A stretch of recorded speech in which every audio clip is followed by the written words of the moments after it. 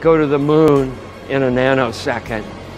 The problem is we don't have the technology to do that anymore. We used to, but we destroyed that technology, and it's a painful process to build it back again. We're also really pushing the boundaries in terms of where we're going forward with exploration. I think humans are naturally driven to do this, and this is really the beginning, I think, of human beings leaving low Earth orbit. I certainly plan on being around to see that.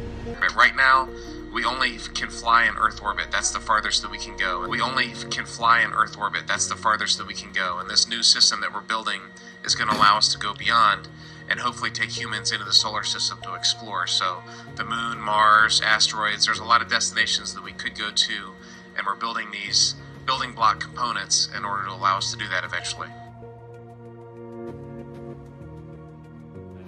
Once we travel beyond low Earth orbit, the crew will be exposed to larger amounts of radiation. So we have to design both the crew protection systems and our electronic systems to withstand this radiation. If there is something that definitely, at least in my opinion, exposes the Apollo program as a fraud, it's the Orion project. The Orion project, after they retired the space shuttle, the next project that's on the board right now is called Project Orion.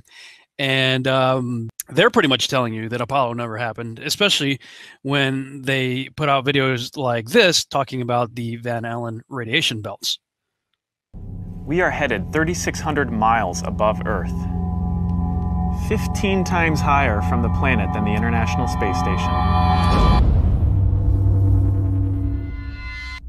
As we get further away from Earth, we'll pass through the Van Allen belts, an area of dangerous radiation. What? As we get further away from Earth, we'll pass through the Van Allen belts, an area of dangerous radiation. One more time. An area of dangerous radiation. Oh. What's wrong with that radiation? Radiation like this could harm the guidance systems, onboard computers, or other electronics on Orion. Naturally, we have to pass through this danger zone twice, once up and once back. That doesn't sound good. Naturally, we have to pass through this danger zone twice, once up and once back. But Orion has protection. Shielding will be put to the test as the vehicle cuts through the waves of radiation. Sensors aboard will record radiation levels for scientists to study. We must solve these challenges before we send people through this region of space. What? We must solve these challenges before we send people through this region of space? I thought this problem was solved over 40 years ago when he sent a bunch of people in jumpsuits and tin cans through it there and back a half dozen times. Oh, but I forgot. The Apollo guys, they were clueless regarding the radiation belt. It didn't affect them. I don't know the distance to the Van Allen radiation belt, and if we did, it wasn't a problem. If we were going to encounter it, then we would have had to build the spacecraft and the spacesuit to not give humans a problem. You don't just build something and hope it works. You study to see what the threats are, the environment is, and then you say, how thick do I have to make the metal on the spacecraft so that going through this kind of radiation or these kind of meteoroids, it won't get hurt. And so then we build it that way.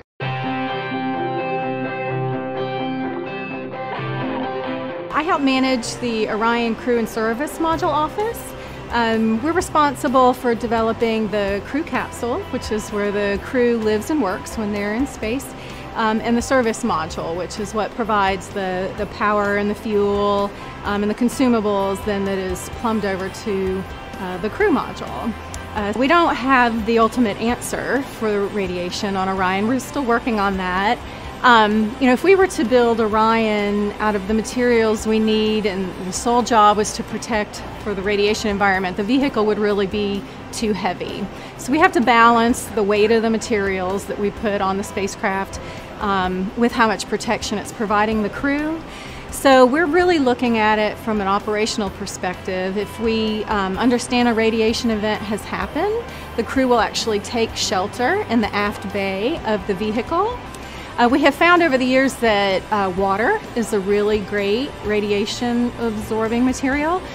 So we could do things like water that's already there in the water bags for drinking and things like that. That water could be used to shield them. As well as we've had some concepts like a water-filled vest that they could put on should they know there's an event and need to be protected. The belts are 1,000 miles to 25,000 miles above the Earth. Then we went right out through them. No effects on your cells? Didn't even know it. I don't think anybody, well, maybe somebody said you went through the radiation belt, but we didn't feel it inside, and we didn't get any, added radiation. Yeah, if you pretend that it's not really there, then you can just go right through it.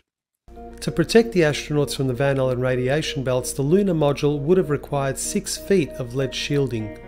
But here's what they really had for protection.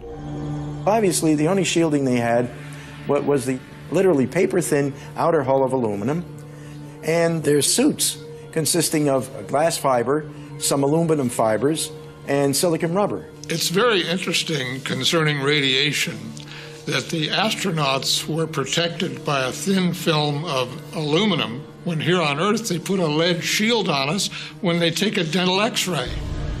In conclusion, when NASA themselves admit to never having left low Earth orbit, and the fact that we don't even have the materials that could withstand the extreme temperatures and cosmic rays in space, how on earth can anyone believe that we ever went to the moon? Why has nobody been to the moon in such a long time? That's not an 8-year-old's question. That's my question. I want to know, but I think I know. Because we didn't go there, and that's the way it happened.